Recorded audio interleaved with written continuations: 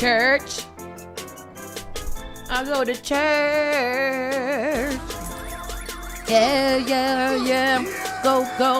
Spark FM Online, #1 for urban and Caribbean music. Saucy and friends in the morning. We are here. We are in the building. Welcome. Good afternoon. Hello, everybody. How y'all doing? Where the people at? Yeah, under the weather. You under the weather? This is that season. Look what I just pulled out of my pocket. You better get A little Alka-Seltzer. Is that Alka-Seltzer cold? Yeah. Yo, that's the truth. Alka-Seltzer cold and flu plus. What it do? Add things to it. Pain reliever, fever reducer, cold. I don't know. I can't. Oh, what do you have to eat over there? My stomach is making whale noises. I just have on this little piece of bagel. It's not gonna do anything that. for you. I don't want it. Or your plain bagel with nothing on it. Just a bagel. Where'd you get that? Are you drunk? No, I love it. Why? A plain bagel? Mm-hmm. It just be nice. No butter? Mm-mm. Oh. I was like, with cream cheese? Bitch, no. Put it in a bag. Did you think it was a donut? And that's why you got that? Plain like that? That sounds very dry. It's not toasted or nothing? First of all, this is the donut. This is the bagel that saved our lives outside of Juve that one time. Yo, that's crazy. Who eats that? Well, who eats I that always when get you're a bagel. Like, if I see like situations like that, I'm always going to have a little piece of dry carb somewhere just to help you. No, that was smart. Yeah. That did come through. You needed that. That's the Thank problem. you. Thank you, People Chris. gotta eat. People gotta eat before you drink. You gotta eat, and especially if it's gonna be hot, you gotta get your mind right to be outside in out of the Oh, in we out of the might have air. to order something because my back is touching my belly button or whatever, however they say it, how it goes. Are you so hungry? I'm hungry. I'm hungry. I know I'm hungry too. I ain't gonna lie. I'm hungry. What we gonna order, Chris? Did we ever go to breakfast? Did we? Oh, we did go to breakfast. Did we? I don't know. I woke up. Y'all went to breakfast twice. Yeah, we did. Yeah, we did.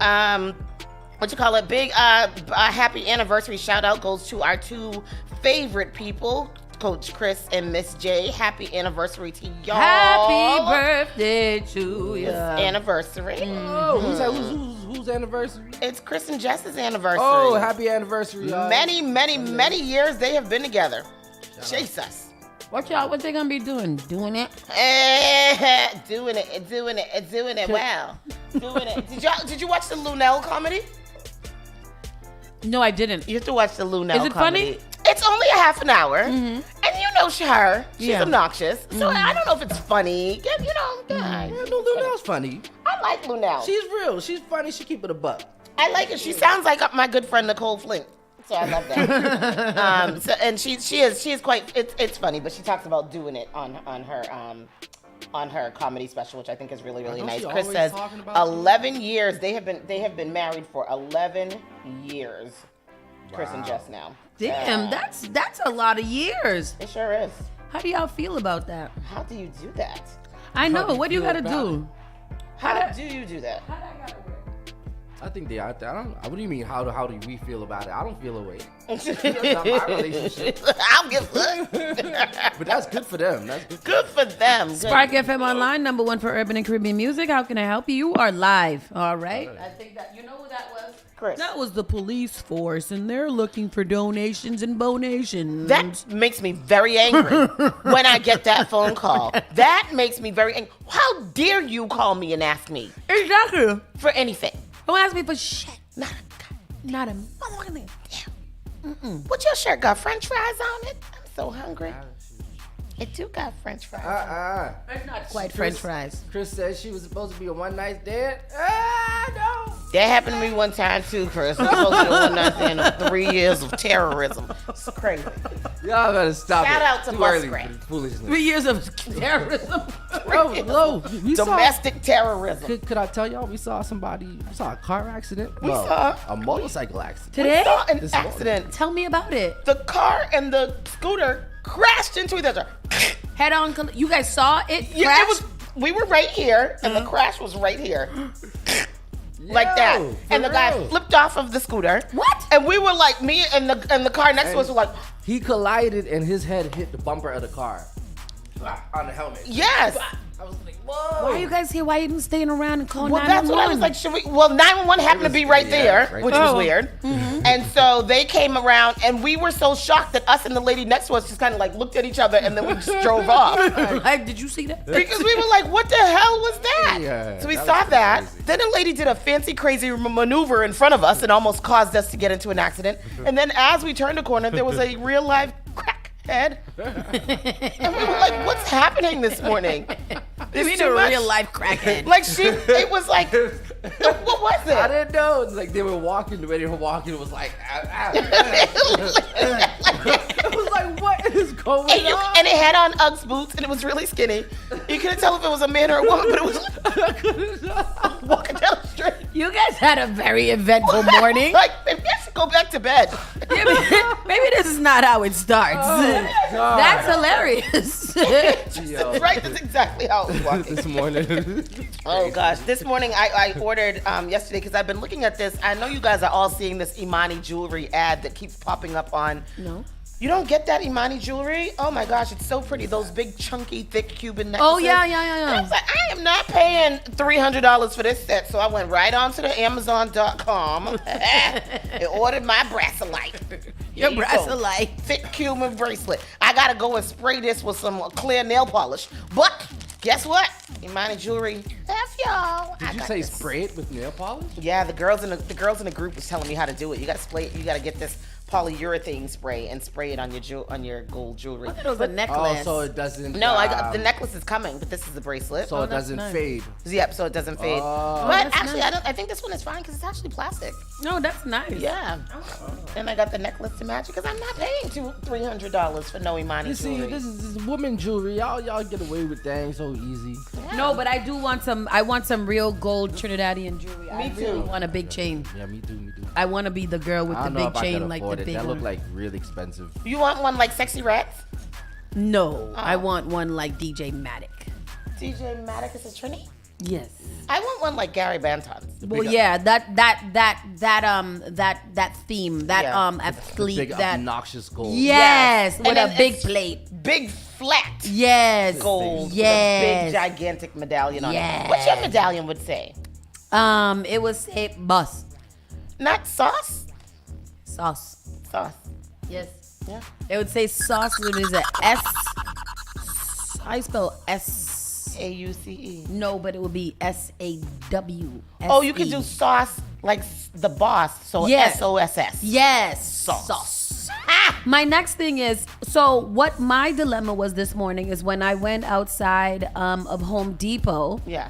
Why were you there this morning? Because I wanted to go to Target to the pharmacy. Okay. For CK. And today when I was out there, I was seeing all of the plethora of helpers. How do you pick a Home Depot helper, and how do you know their particular set of skills? I feel like that's a little hit and miss, huh? That's what I'm saying. I don't want to miss because, I mean, I guess a lot of people hire them for cleanup, demolition, and, you know, like painting and things like that. Those are the things that you can't really F up. But, like, I want to pick the best one. And there are so many of them. There's at least 100 to 100. I should invite them. At least 100 to 150 of them out there just kind of standing around and waiting to receive the bag. Yeah. I don't know. Maybe you have to have our auditions. It was very, You was need a translator. yeah, it was very I was very like intimidated and anxious. I wasn't going out there for them, but just looking at them and knowing that they could do good work, I'm like, how do I choose? Yeah. Who do I choose? I don't know, girl. That is a hard. And it's different now. It's not just the, you know, like the, I don't want to sound any type of ist, but like it's not like just the little Colombians and the Mexicans and things like that. No, There's some don't. nice Haitian looking ones out there, maybe some Dominican. What do you dark need? What do you ones. need done? When we start the demolition, when we start the building, we've got a lot of work. Oh, well, you So don't have to bring them all. We've got a ton of work to do. So Yeah. Caribbean gold is so different from the gold they sell in America. That's true because it's cheaper, but it's more realer. I don't know if that makes sense. But anyways, people, we got a great show lined up for you guys today. Quick check-in before we move into the show. Miss Tony Rockstone Tris, how y'all doing? What y'all doing? I'm doing good. I'm doing good. Yesterday we had a nice little evening. We took a trip to the storage locker. That was fun. And That's always a good time. It's always a good time. And I don't know, I feel like yesterday was such a long day. I did a lot of things. I don't know what it was, but I was very tired at the end of the night. But I'm looking forward to the end of this week. We secured everything that we need for our Miami trip. Everything is paid for. We've got all the things. And I'm ready to go. And yesterday I started pulling out the stuff from my closet that I'm going to take because I have a whole store in my closet, apparently. Ridiculous. Did you guys start packing it? No. Started packing last night, I guess. What you have in there? 2 things. Dude, that's not the packing. That's not the packing. I opened my bag. Yeah. Yeah. That's what I'm going to do today. I'm going to take out my bag. I think I've already wrote down all the outfits next to my note section. Yeah, I'm you did putting good. them in there, and then whatever do come. Yeah. Me have to buy. Oh, you ordered? No. I didn't order a damn thing. Oh. I don't have a damn thing, but it's going to be found in what I have. Yes. That's it. Yesterday I found a little Smurfette dress to wear to the SSS Blue. I'm excited about that. Put that on with a little sneaker. Because it's Smurfland. That's the name of the team this year. I'm going to be Smurfette. You are going to be it. Yep. All right. How are you? I'm well. I did miss a meeting yesterday that I'm very upset about. That was the Black Economic Council meeting at the Thelma D. Burns. That was yesterday. Yeah. If you guys did happen to make it, please call us up and let us know how it is. I didn't remember it until this morning. I remembered it yesterday at 3:00. At 3:00. And then life happened and I forgot about it and remembered it again today in the morning. So I'm mad about it. Life be happening. Life be happening. So that was it. And now it's time for us to get into this show. Saucy and Friends in the Morning starts right now. Let's go. Hello. You're listening to Saucy and Friends in the Morning with Miss Hot Sauce, Miss Tony, and Rockstone Tris. The only thing that does matter is great music, and you will find it here. The all-new Spark FM. Call Spark FM at 617-272-3387.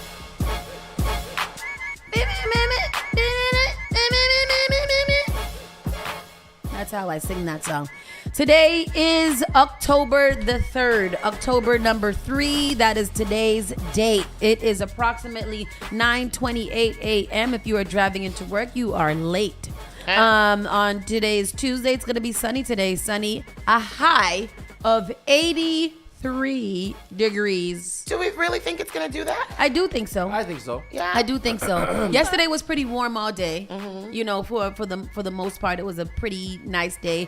Today, this temperature has not changed the whole week since I've been looking at it, and yeah, it's gonna get up there today and tomorrow. It hit about 6 o'clock. When it hit about 6 o'clock, There's go down it's to just drop. cool. Yeah. From 80 to 53. Yeah. Tomorrow also is going to be a high of 80 degrees, and then after that we go right into fall. Thursday 77, Friday 72, Saturday 68, and it continues to fall after that. plummet. By next Monday we'll be at a cool 59 degrees. Dang. That's when the heat 59. comes on. Yes, sir. For all of you guys that are going to Miami, however, the weather is looking rather scrumptious. Yeah. You know, y'all are in the clear, but when you come back, have your winter coat, have your people picking you up from the airport, Right. meet you with a Seriously. winter coat. Right. Yeah. Because it's going to be cold. It sure is. Yes, sir. Sure is. Today we have Mr. Binga stopping in from Originations to talk to us about their annual fundraiser that is going down later on in this month. So make sure that you guys keep it locked right here. Spark FM Online, #1 for urban and Caribbean music. Let's get into the Around the Way news. A Boston man is sentenced for defrauding victims of $1.3 million via online scams to pay restitution. Oh, that's messed up. A Boston man was sentenced Monday for his role in defrauding 30 victims of more than $1.3 million through online scams, including romance and advance fee scams. Romance? romance in advance. Oh. Kalichi Collins, Yume, 40 of Boston and formerly of Quincy, was sentenced by U.S. Senior District Judge William G. Young to 40 months in prison and 2 years of supervised release.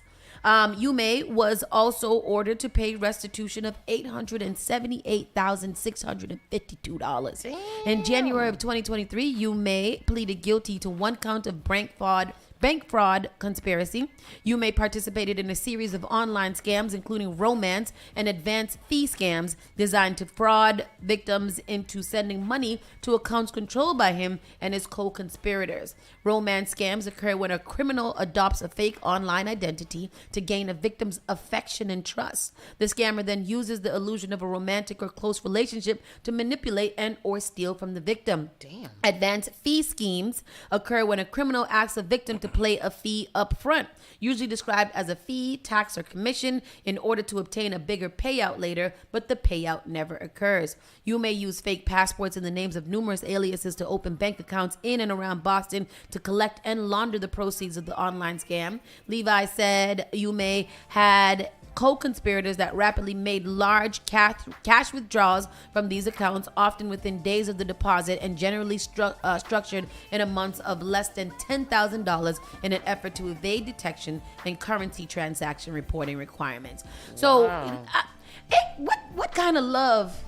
What kind of love? So lonely. Yeah, but what kind of love is it that you have to be in that somebody could convince you to pay over to them many thousands of dollars? First of all, you gotta. I don't know if that was love. You got to have, it's romance schemes, so he was definitely doing that.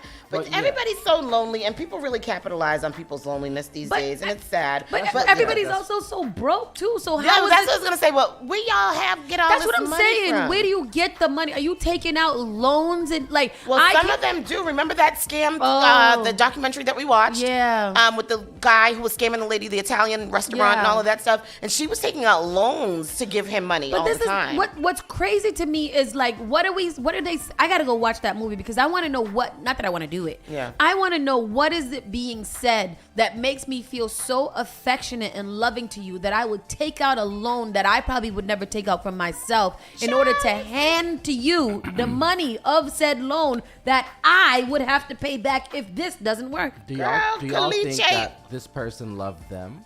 No. He's a Person that scammer. was telling them, yeah. No. right. He's a scammer. He don't give a goddamn about them. He's like, Yeah, whatever he's I a gotta scammer. do. Yeah, that's But these people that You he is see, his scamming. name is Uchi Wally Wally, Uchi Bang Bang. So you know what he was doing for them people. That's not right. You know, like that's not right because there are some people. There's some very fickle people out here that be like, I know he needs it, so I'm gonna go to the bank and I'm gonna take out $50,000. Here, Tristan, I love you. I don't ever want to love nobody that much. Not Everybody even my gotta be husband. suspicious like me. Yeah. I knew my whole life. Baby, you got $20, so I get the thing. $20. AI. You want me to give you $20 to go into the store to buy something for me? The thing is like I always think about the person that's on the other end. Like, how do you put yourself through? How do you have all that patience and all that? Like that's a lot of convincing, a lot of Yeah, time, a lot of dedication, manipulation, a lot of yeah. manipulation. You gotta keep. we and I'm know sure men that's are- not the only person they doing Men it are to. really good at manipulating. Women too. Women too. Girls are players too. Keep it playing, baby. Not as good as men. These men got the game on lock when it comes to manipulation, I tell you. But anyways, that's really, really sad. And I'm glad, I hope I just really hate hearing about these cases where people have to pay this restitution because it's like, you ain't got it. What's he gonna do? Go scam somebody else to get it to pay these people off? Like, it's just sad. Yeah, it's terrible. Yeah. I don't like it. I don't like like it. You shouldn't do that to people, especially love scams of the heart. You're right. $878,000. Oh, he was kind of cute though. Oh, they look like Let me two see. women. Yeah, there's Where a they at? video there. That was it. Yeah, it's a video of them. I don't think that's it. That's This is a yeah, man no, that's accused it. of shooting two women in Lexington. That's even more terrible. Yeah. A court proceeding reveals $700,000 worth of jewelry stolen. Who's stealing everything? Stolen from the Brookline home that got all of the money. Yeah. Why did you have all of that? Ain't you supposed to put it in the safe? Didn't Tristan say put it behind the art? Behind the art. Yes. Behind the wall with the safe. Behind are the cheap, you got the cheap art. these two knuckleheads. Like y'all couldn't go stand outside of Home Depot and get some. Authorities say several suspects were able to Nobody make picked off them. with the hundreds of thousands of dollars worth of jewelry during a home invasion in Brookline earlier this year. Manuel Alicia, 31 of Tewksbury, and Dominic Harden, 34 of Lowell, both appeared in court on Monday for a dangerousness hearing, a week after they were first arrested in connection with the home invasion that took place on Warren Street on July 18th. During the court proceedings, the prosecution went over how some $700,000 worth of jewelry was stolen from a group of mass suspects when they broke into the home. Here is a clip. After the alleged crime, they're accused of breaking into a home out in Brookline. Home security cameras capturing the suspect with covered faces here. So they're also accused of shooting a gun while inside that home. Prosecutors say they were targeting very valuable jewelry inside there. 7 Steve Cooper, 11 Brookline, with the details from court today. Right, so just to be clear, this was actually a dangerousness hearing at Brookline District Court this morning, and it was there that prosecutors revealed the suspects got away with more than $700,000 in jewelry. On the record in the matter of Dominic Harden and Manuel Alicia. 31-year-old Manuel Alicia of Tewksbury appearing in the T-shirt. 34-year-old Dominic Harden of Lowell wearing the hoodie in court Monday for a dangerousness hearing. All in connection with that violent home invasion in Brookline back in the summer, where more than $700,000 worth of jewelry was stolen. Only one piece, which was a watch, was found. Prosecutors telling the judge that so far only a pricey watch worth $150,000 was recovered inside Alicia's home, while 4 other pieces of jewelry, including a $275,000 Cartier bracelet, are still missing. Nobody places him at the scene. The brazen break with the armed mass suspects using duct tape to cover home surveillance camera lenses happened back on July 18th at this multi-million-dollar home on Warren Street, where 2 brothers were sound asleep in the middle of the night. We have blood on the floor that's trailing upstairs. One brother cut in the face was treated at the hospital. Prosecutors say a shot was fired inside the house before the suspects bolted. They say cell phone data places the suspects in Brookline at the time of the home invasion. Phone records on the day of the home invasion link the 2 defendants before you, Alicia and Harden. Their cell phones pinged to Brookline Towers. Why the brothers were targeted is still unclear, but Harden's attorney says no one should be jumping to any conclusions here. There is definitely a question of identity. I'm going to tell you, I think that the evidence as to my client is very, very thin. Sir, he did it. All right, so bail for both suspects was set at $10,000 cash bail each, and if they post that money, they'll be under house arrest 24/7. He And did by it. the way, Brookline police tell us they're still looking for 2 additional suspects here. We're live in Brookline tonight. Steve Cooper.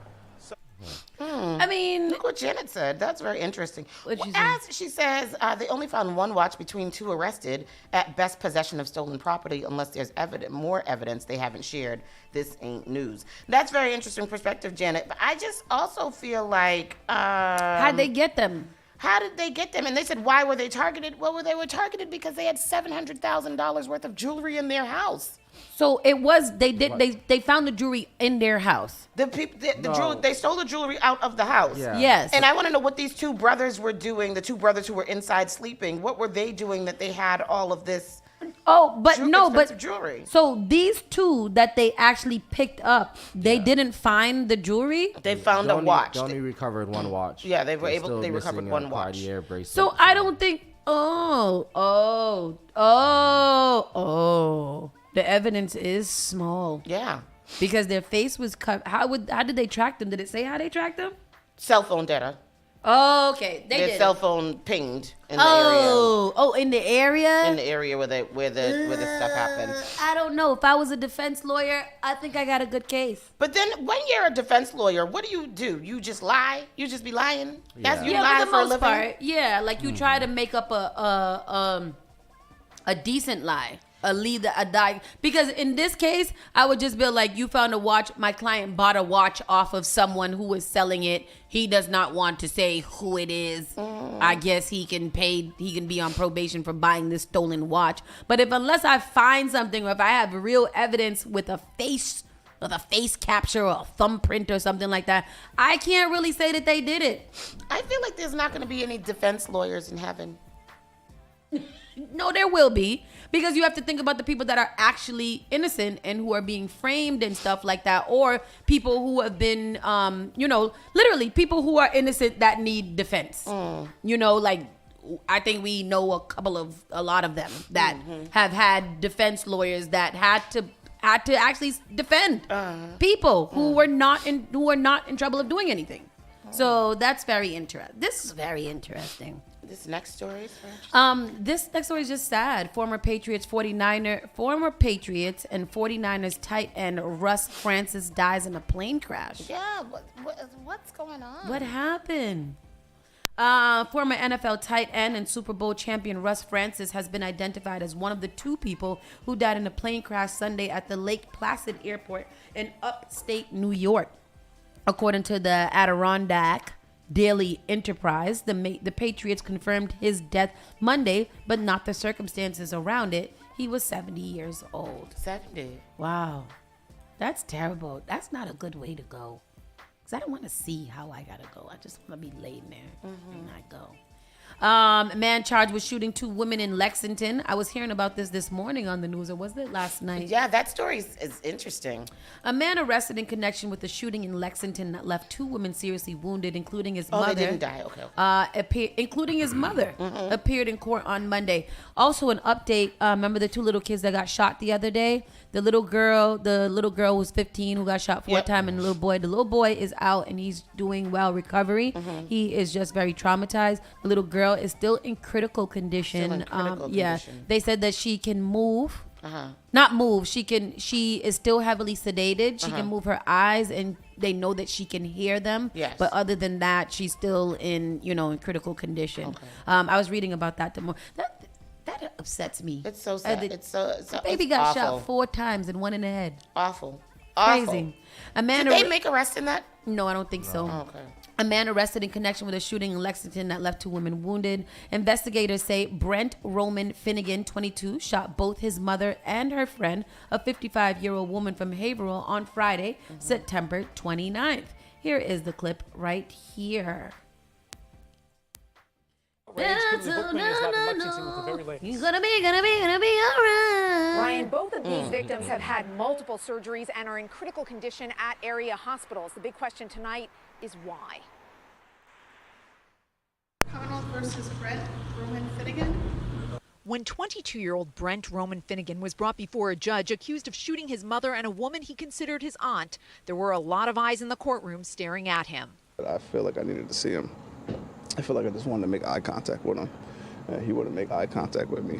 He's a coward, and it was clear. Family members of the victim say both women already had health issues before Friday's shooting, explaining Brent's mom, 57-year-old Jody Finnegan, had suffered a stroke and several heart attacks, and Michelle Broadnax used a cane to get around. He deserves what he gets, shooting down 2 women who could barely walk. I couldn't tell if that was his brother Brent or did not have a license to carry when he opened fire on the women inside the Lexington home he lived in with his mother, Jody. The defendant did admit to the Massachusetts State Police and Lexington Police that he committed the shooting and that he regretted doing so. Brent's sister tells 7 News the family had called police on Brent dozens of times for violent behavior. This is something that we predicted and we tried to stop.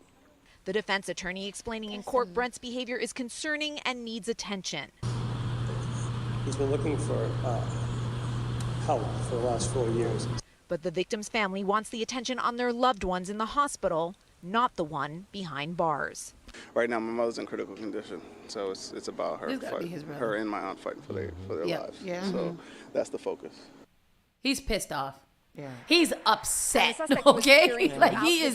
And being held without bail. There will be a dangerousness hearing next week. Reporting live from Lexington, Kimberly Bookman, 7 News. You know what? That sucks because he clearly needs help. Yeah. Like he clearly needs help, and they probably did try to get him help. They said that many times. That's what the story said, that they asked for help several times with his behavior. And then because these people don't take mental health as seriously as they should, when somebody is showing these signs of being literally destructive, you have got to do something about it then and there, or else this is going to happen. That man is pissed off. Yeah. He is mad about it. I hope that those women are able to recover. That's so sad. And then just, your own child to turn on you like that. Yeah. It's crazy. It's crazy. They said this is something they predicted, and they Yeah. tried to stop it, and nobody helped them stop it. And now Awful. now their family is tore up. Yeah. Boston rent prices up as much as 23%. Yeah. From 2020, just from last year. Yeah. Housing agency says that's disgusting work. Gabby Obando has lived with a roommate in Jamaica Plain for a year and a half. When she re-upped her lease this year, she said her landlord increased her rent by $200. It's only a matter of time before I get priced out of Jamaica Plain and we have to go somewhere else. Data from the Metropolitan Area Planning Council, a regional planning agency that tracks housing trends, shows rental prices are increasing just about everywhere on all types of units, and one analyst said the prices are unsustainable. Yeah. It's definitely not sustainable for anybody looking for a unit, especially a family or lower income households having to compete. Prices are higher than they've been, with the peaks in 2019. We're just going up and up. Take a look at the average monthly prices for Boston rental units. So a 1-studio apartment is going for about $2,595. That's for a 1-bedroom apartment. A studio is about $2,290. Or 2 bedrooms is about $3,100, and a 3-bedroom is about $3,600. Yep. These are all up between $340 and $675 since last year. Yeah. That's disgusting.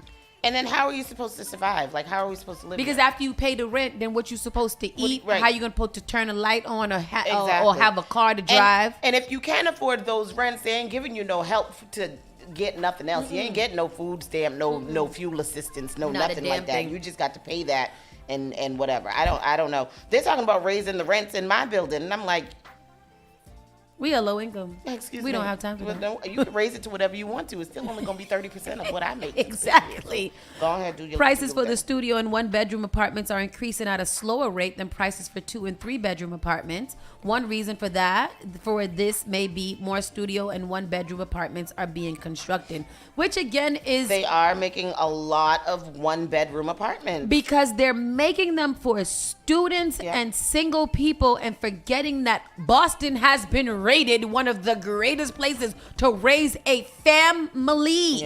So I'm not sure why they're not making houses that are or apartments that are bigger to fit a family and keep it on the low. Like, this is crazy. No. Yeah, go ahead. Yeah, go ahead. I want to know. Affordable for us to live in. Jason? Mark and Vanessa, we know that rent is going up across the board. We hear that all the time, but we wanted to find out how much it's going up and also find out which types of apartments are in most demand. Gabby Obando says the rent for her 2-bedroom apartment in Jamaica Plain went up by $200 this year. What is it like trying to rent in Boston? It's a mess. I mean, I've been priced out of like a lot of neighborhoods. According to the Metropolitan Area Planning Council, rent is increasing just about everywhere on all types of units, and it's pricing a lot of people out. That rents are continuing to increase at that sort of pace where we are now is certainly troubling. Jesse Guerrero tracks rent prices for the MAPC. Take a look at these numbers. The average cost for a studio apartment in Boston is almost $2,300, a 17% increase from 2022. A 1-bedroom is nearly $2,600, 15% higher than a year ago. A 2-bedroom is 14% more at $3,100, and 3 bedrooms cost more than $3,600, jumping a whopping 23% from 2022. Guerrero says these numbers are not sustainable. No, definitely not for really anybody looking for a unit, and especially a family. Now look at this graph showing 2-bedroom rental prices for Boston, Cambridge, Arlington, Quincy, and Somerville. Prices have steadily gone up following a dip during the pandemic. Is there a ceiling here? I mean, are these numbers just going to continue to go up? That's a great question. I think there will be a ceiling when people just simply can't afford to live here anymore. Obando thinks her days living in Boston and paying these prices may be numbered. It's only a matter of time where we'll get priced out of JP and then we'll have to go somewhere else or just move out of the city. According to the data, Guerrero says that Arlington and Quincy are more affordable places to live than Somerville, Cambridge, and Boston. And right now, she says studios and one-bedroom apartments are increasing in price at a slower rate than 2 or 3 bedroom apartments, simply because more smaller units are being constructed right now. Yeah, I don't know what y'all gonna do. Y'all have to break up with him. Lead him and F them kids. You can go get you a little 1-bedroom that you still can't afford. You gotta try your best to get on the Section 8 waiting list now and wait for it forever, because they're not giving out Section 8 vouchers the way they used to be doing either. It's crazy. Larry Jordan says you're just supposed to sell drugs. I'm telling you. Seriously. You know what, Larry Jordan? To be honest with you, I get it. Yeah. I get it. And it's funny and it's not funny, because these days it's like, what I'm supposed to do? Yeah. You didn't leave me no choice. I got a job. I got all these things and I still can't do anything about it. Yeah. I have to find better income. Yeah. I'm not going to agree to sell those things. However, look at this one selling in the comment section. I got weed for sale. I don't think that's how you're supposed to do it. Wow. Pastor Troy. But hey, listen, you gotta do what you gotta do. Shoot, you got to put your things out there. Advertisement. Man, $18.50 for a studio in Fairlawn. That's ridiculous. In Fairlawn? Ain't that it's the not called cemetery? Fairlawn anymore. It's Soma. South Mattapan. Last but not least, Roach Brothers agrees to steps to end security guard profiling of black people at his downtown Crossing store. Thank you, Roach Brothers, for agreeing to do that. To do to stop racially profiling. Thank you. That is very nice of Roach Brothers. It's true, they do be racially profiling though, because every time I walk in there, the security be right there, like. I felt like that when I went there. I was like, why they got this security guard right here? But he was a black man, but I didn't feel like I was being profiled. But it was weird. It felt weird. Like he was too close. Yeah. Like, step the fuck back. Yeah, what you want? What I want? Roach Brothers agreed to measures to reduce the way blacks were disproportionately subjected to stops. That reads so crazy to me. Agrees to stop. Who being... is it? Oh, remember Raga Fresh had put out a video that he had an issue with something down at the Roach Brothers. At the Roach Brothers downtown. Yep. They were bothering him one time, yeah? Disproportionately subject to stops for alleged shoplifting, then permanently banned in higher numbers than similarly stopped whites, to settle an investigation by the state attorney's general office. In the agreement filed in Suffolk Superior Court, Roach Brothers denied it was doing anything discriminatory, and it is completely inclusive company that welcomes customers regardless of race or any other characteristics protected by the law. Cut and paste. Yep. Cut and paste. That it was against at the state's alleged allegations about guards from security company it had hired, and that it would have ended its relationship with the company immediately had it known about the problems. Roach Brothers, which opened its Summer Street location in 2015, hired Northeast Security to provide guards because of a significant amount of theft at the store, and figured it was time to bring in loss prevention specialists. But the AG says black customers in particular, were disproportionately subjected to stops by third-party security personnel. The Commonwealth further alleges that some black customers who were stopped were banned from later entering the Roach Brothers downtown crossing through third-party security officers' use of no trespass orders at rates that were disproportionately to their percentage of the population and disproportionate to their share of stops generally. So basically, they was just stopping all the black people and not only harassing them but banning them from the store, and that is rude. And how did they know that it was banned? Did they keep their pictures at the door or something? Under the agreement, Roach Brothers will hire an outside consultant to review its loss prevention practices and develop a policy explaining and prohibiting racial profiling, including a policy stating that discrimination against customers or other members of the public based on race or other protected characteristics is strictly prohibited, including in connection with security practices. So basically, they're going to stop being racist real quick. Oh, well, that's nice. Thank you. And then they're going to get more people in to come and help them stop being racist. racist. They need to do something with that Roach Brothers. It's not at all. It's not up to par. And that's the thing. You can't have a subpar ass store and then be racially discriminating. Yeah. Let people get what they need to get. because this store ain't even up to par. I went to get a little salad out of there the other day. I felt like Roach Brothers do got some nice muffins, though. They do. They got some really nice muffins. Anyhow, people, we're gonna slide on over to the side. We gotta pay some bills. We'll be right back in a few moments. Keep it locked right here. Number one for urban and Caribbean music, Spark FM Online. Turn it on. Turn it up. This is SparkFMOnline.com. Moonbox Productions is thrilled to present the Tony Award-winning musical Sweeney Todd, The Demon Barber of Fleet Street, by Stephen Sondheim and Hugh Wheeler. Directed and co-produced by Ryan Mardisich, with musical direction by Dan Ryan and choreography by Joy Clark. Sweeney Todd opens October 13th and runs through November 5th at the new Arrow Street's Arts Performance venue located at 2 Arrow Street in Cambridge. Emotionally intense and darkly comedic, Sweeney Todd is a must-see production. Tickets are $65 with pay what you wish options at www.arrowstarts.org. Boston, get ready to celebrate in style. It's a year of celebration, and V-Side Production proudly presents the 10th anniversary of Boston Caribbean Fashion. Tell them I'm gone, I said tell them I'm gone, don't even bother calling me. From October 18th to the 21st, immerse yourself in the world of beauty, culture, fashion, and style. Join us for the fabulous fashion events including a Avant-Garde Design Show and the BCFW Honors Award Ceremony and the unforgettable Teen Fashion Night.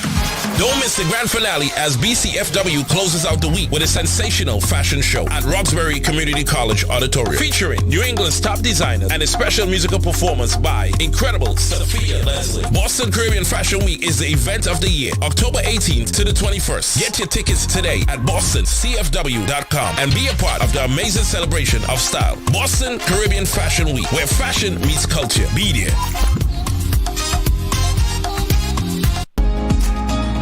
Did you know that you can now get a standard Massachusetts driver's license regardless of your immigration status?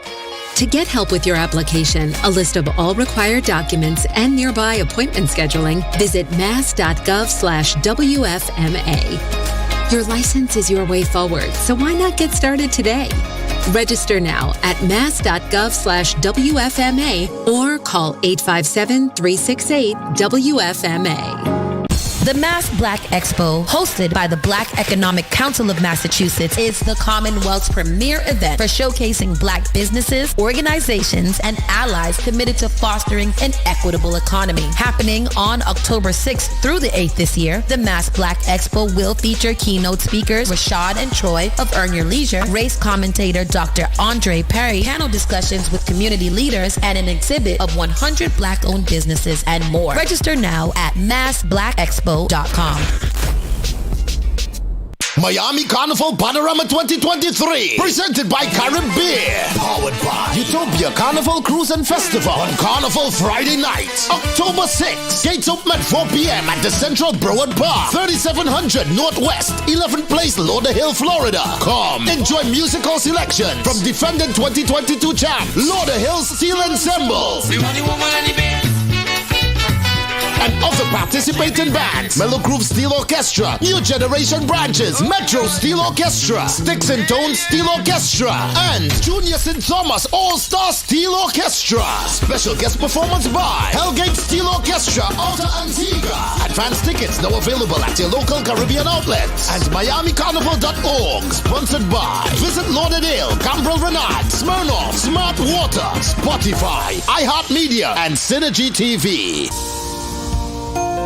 Want to give your baby a head start? Get the best protection against flu and COVID-19. Because their immune system isn't fully developed at birth, babies need additional protection. When you get vaccinated while pregnant, it can keep you and your baby from getting sick. As they get older, this can result in more time in school and daycare for them, and more productive time at work for you. Vaccines are safe and effective for children as they grow. No matter where you are on your pregnancy journey, flu and COVID vaccines can boost your and your baby's natural defenses and protect your family. Stay up to date with your vaccines. Stay healthy.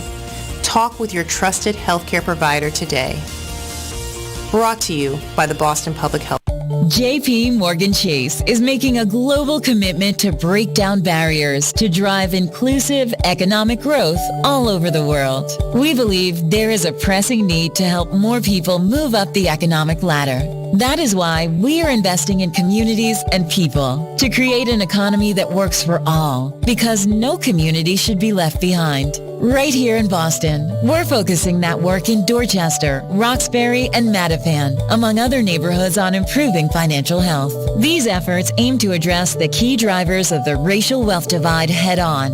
We're here to empower individuals, families, and small businesses by connecting them to the tools that build generational wealth and a long-lasting legacy. Chase is investing in Boston. Chase is investing in you. Visit us at the Mattapan branch at 1617 Blue Hill Avenue, where the team is waiting to help.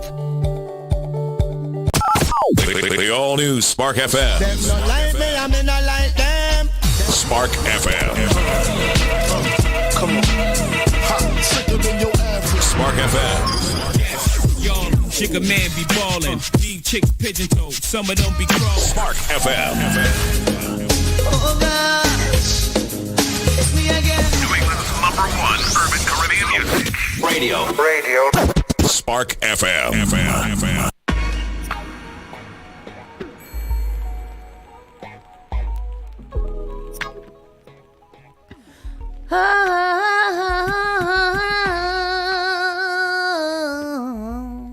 Spark FM Online, #1 for urban and Caribbean music.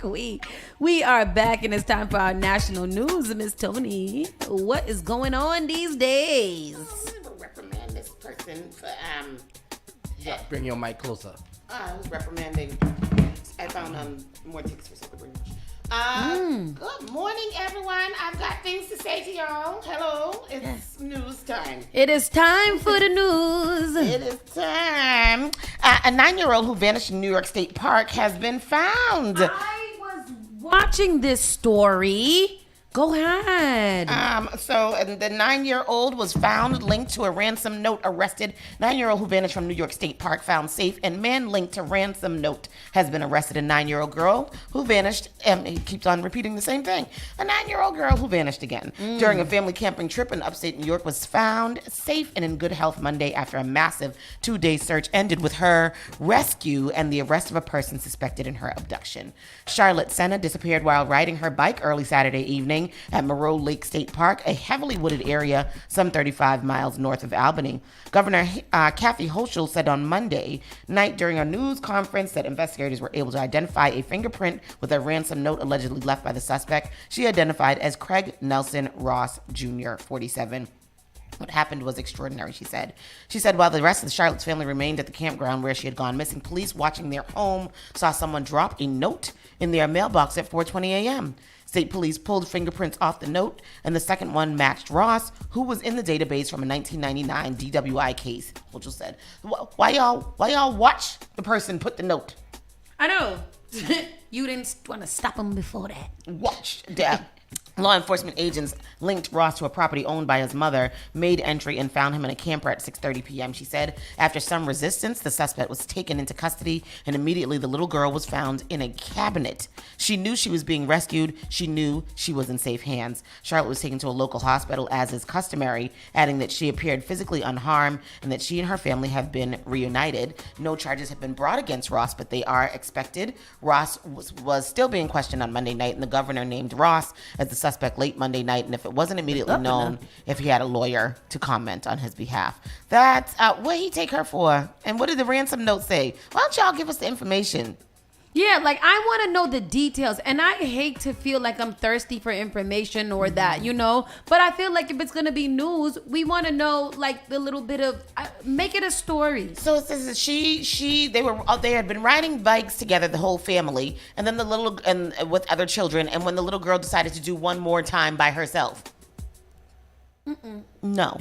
Her parents became alarmed when she failed to return after 15 minutes. Yes. The girl's mother called 911 after her bicycle was found at 6:45 p.m.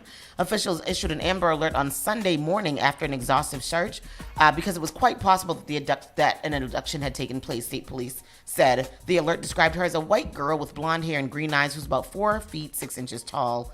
The family pleaded with the public in helping to find Charlotte, including providing any tips to state police. We just want her returned safe like any parent would. No tip is too small. Please call if you know anything. Troopers set up checkpoints. The park remained closed.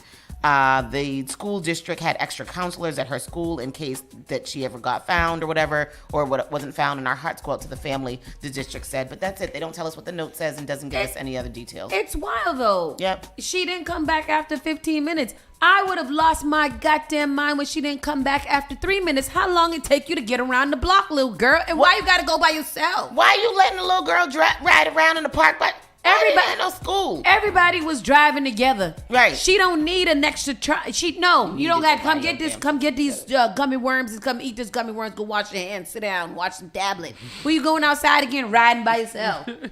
Tired of these children always deciding what they want to do. You 9 years old. Get your white ass in the house. Get in the house. God damn it. Hold on a second. Sorry. It's Tony has a ticket. Can he wait? Yeah, but that's what I'm telling him. Oh. Okay. And then what else we have? So the Mass Millions was last night or whatever. Jelly the one loves her some goddamn I don't lottery. know why she always putting that in there. What was it? Because you deleted it out before I could see it. Ain't nobody got it yet. Nobody got it. Trump seethes. That is a good word at his trial yesterday that started. Y'all better leave Donald Trump and Britney Spears a friggin' loan. I'm tired of it. No, mess with Donald Trump as much as you want to. Tired. Trump seized through the start of a trial in New York lawsuit accusing him of lying about his wealth. A state suit accuses the ex-president and his firm of deceiving banks, issuers, and others by misstating his wealth for years in statements, and he denies wrongdoings. He says, false news. Fake news. Fake news. Aggrieved and defiant, former President Donald Trump spent a day in court Monday for the sometimes testy start of a trial in a fraud lawsuit that could cost him control of Trump Towers and other prized properties. Disgraceful trial, he declared during a lunch break after listening to lawyers for New York Attorney General Letitia James excoriate him as a habitual liar. You got a clip? He said he hates her. Yeah. He hates her. He said they were lying year after year after year. Oh, all the years they were lying. For all the years. He looked straight ahead, arms crossed, facing away from the screen that showed details of his. There's no video here for this. Yes, go ahead.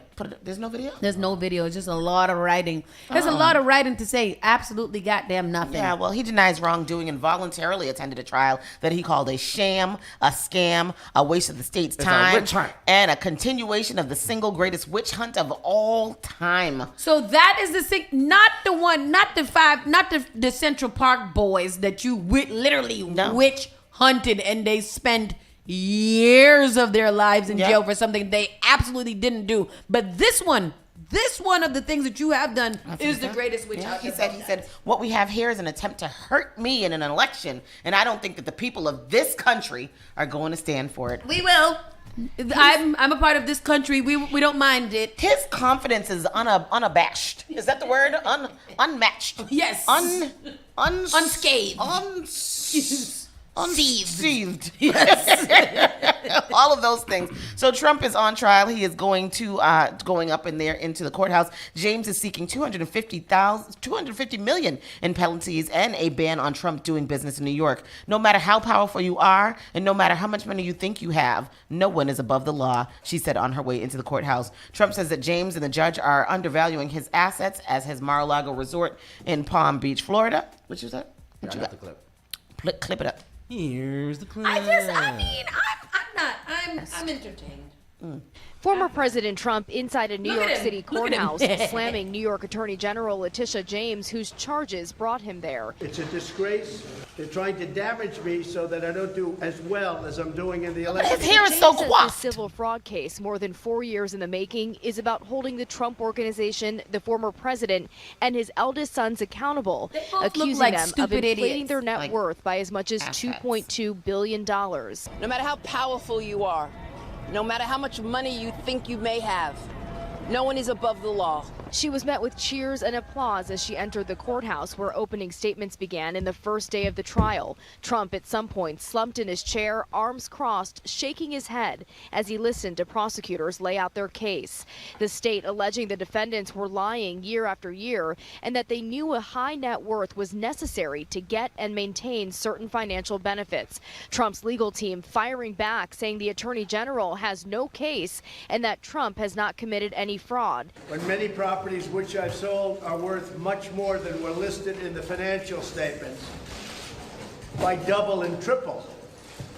What do you have to do? And we're wasting our time on this trial. His lead attorney saying they'll prove that there are many ways to value assets and that Trump has made billions of dollars building one of the most successful real estate empires in the world. But the judge has already determined that the Trump Organization committed fraud for years, overinflating the value of its assets. This trial will only determine how much the company will pay in damages and penalties. The state has asked for at least $250 million. Trump could lose control of some of his most prized assets in New York, including Trump Tower, and also be banned from conducting business in the state. Both sides plan to call witnesses to testify. The state says it plans to call Donald Trump himself to take the stand as its final witness. Rena Roy, ABC News, New York. Get him out of here. I mean, yeah, that's Trump.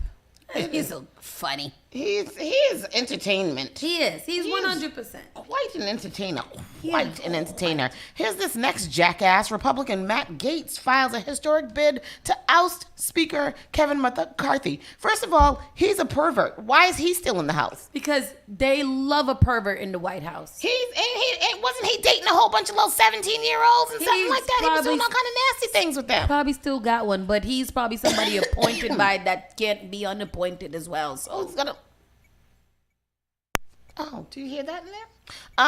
U.S. House of Representatives Speaker Kevin McCarthy is fighting for his political life after a right-wing rebel filed a rarely used motion to oust him. Responding to Matt Gaetz' move, McCarthy posted on social media, "Bring it on." Mr. Gaetz retorted, "Just did." That sounds like it's about to be brought in. Remember that? Oh, it's about to be brought. Tensions between the two Republicans boiled over at the weekend after the speaker passed a bill with the help of Democrats to fund government agencies. The U.S. speaker has ever been ousted. No U.S. speaker has ever been ousted by such a so-called motion to vacate. Ms. McCarthy told CNBC on Tuesday that he expects to survive any challenge to his leadership. "I'm an optimist. I put money on myself," he said. The leadership has 2 days to bring up measure for vote, though procedural tools could be used to thwart the process. Mr. McCarthy suggested a vote could come as soon as Tuesday afternoon. What they want to do? What are we trying to do here? What does the U.S. Speaker of the House do? That's not the question that I have. I want to know, why are they trying to get him out and what is happening? This article is too long. Janet, call us, tell us what it is. I don't know what it is that they want us to do. And this thing here about here's how the climate in your home or your home's climate checks out.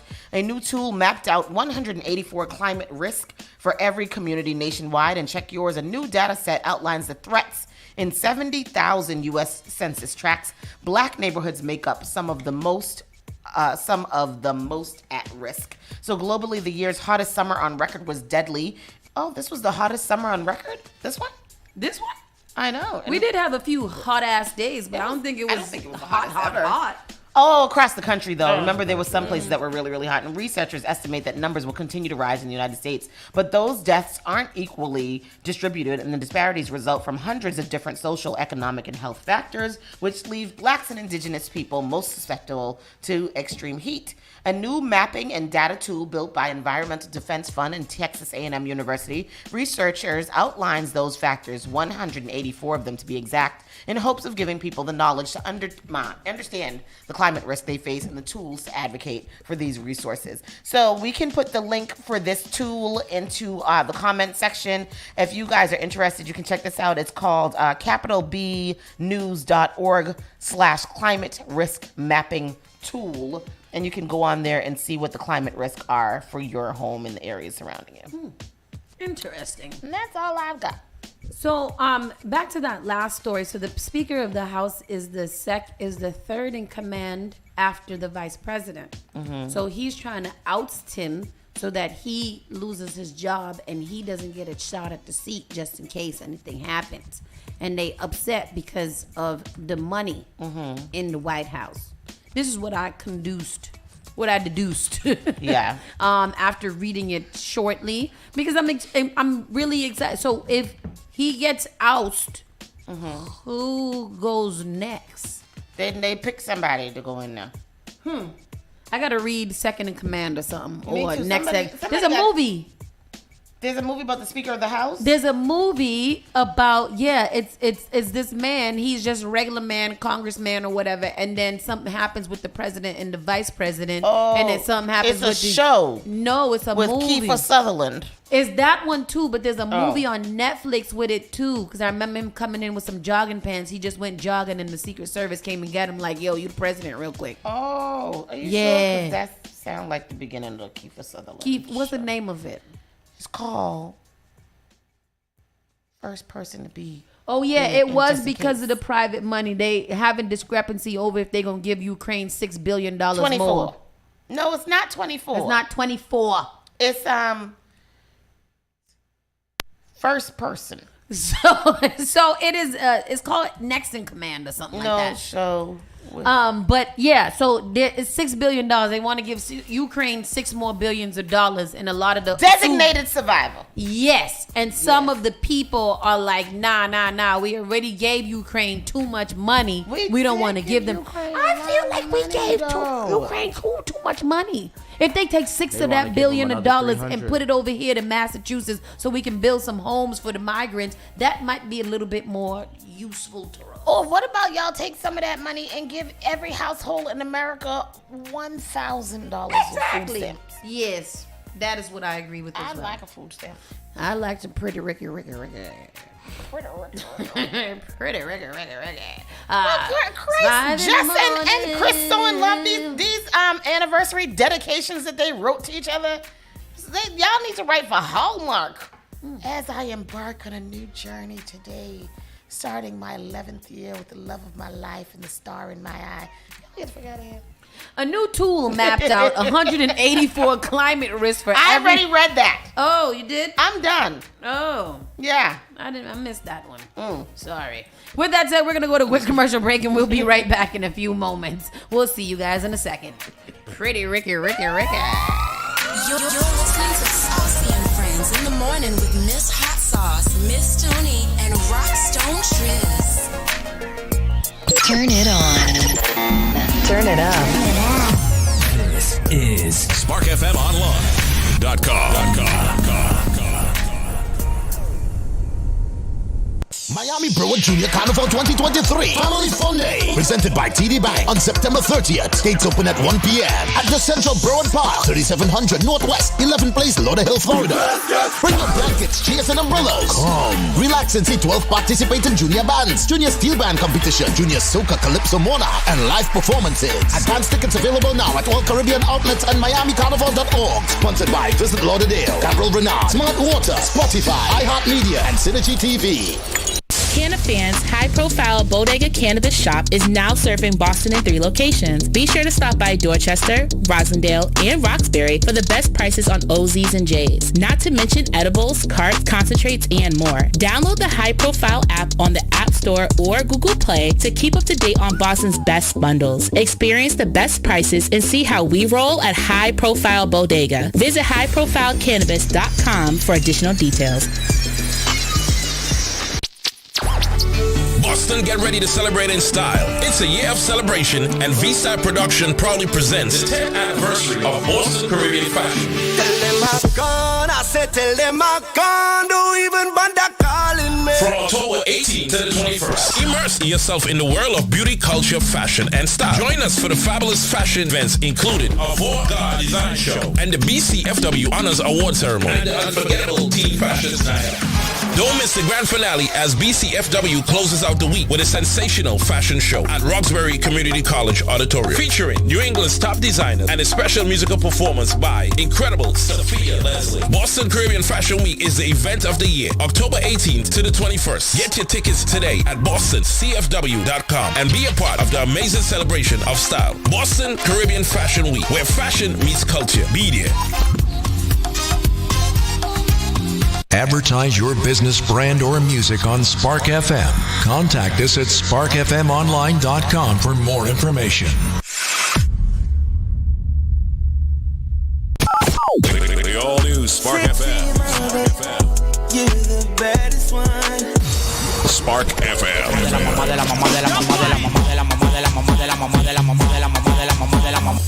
You are now listening to Spark FM.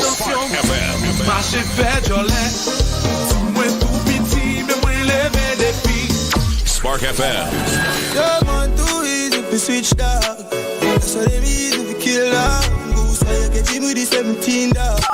Spark FM.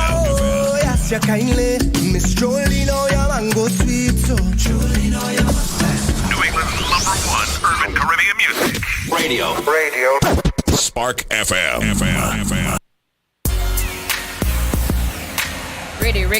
Ricky.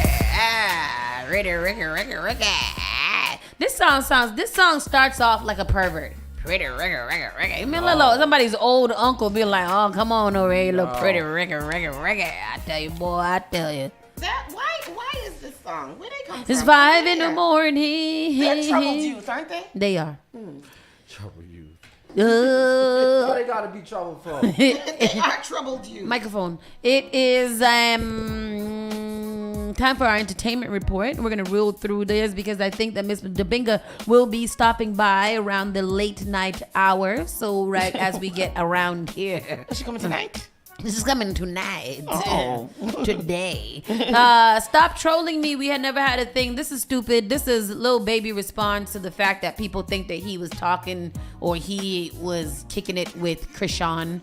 And we're not going to read about her because we're going to let that girl rest. Are we boycotting Krishan? Yes. All right. Krishan Jr. and Blueface. Oh, okay. They are all not allowed here. All right. There's no room for... As a black media company... We cannot continue to give airtime to Krishan and Blueface and Krishan Jr. Because that is a train wreck and we do not need to be entertained by the downfall of young idiots. Oh, wow. Whippersnappers. Oh. Black China, however, is selling her shoes and all of her clothes because she is bored. That's where I'm gonna go with that. They said that she's asking Tiger for help with money. Yes, so Angela White, formerly Black China, says she's resorted to selling her personal belongings to keep her head above water, asking Tiger to chip in for their looming custody battle. According to new legal documents obtained by TMZ, Angela says she's selling off her clothes, purses, and shoes through an online consignment store and to friends and family just to make ends meet. Angela claims she's brought in over $178,000 this year from selling her personal items, which she says has supplemented her plummeting business sales, but there's a problem. Angela says it's really just a stopgap measure. Because she's going to eventually run out of clothes, purses, and shoes to sell. With Angela fighting Tyga in court over legal and physical custody of their son King, she says the legal bills are piling up on her end, and she won't be able to keep up the fight for her kid without some money from her rapper ex. In the document, Angela also claims Tyga's been interfering with the limited time she does have with her son, which is only 24 hours a week. She only has 24 hours a week with her son? Somebody ask. The math is not math in She here. don't have her daughter either, right? Nope. Angela says Tyga refuses to directly communicate with her, share his contact information, or give her an address for where King lives. Angela claims he's also holding back important information on the kid's health, safety, and welfare, such as the location of the kid's school and his prescriptions. However, sources familiar with the situation tell TMZ Angela knows where Tyga lives and has been paying for King's private school tuition, medical bills, and most everyday living expenses.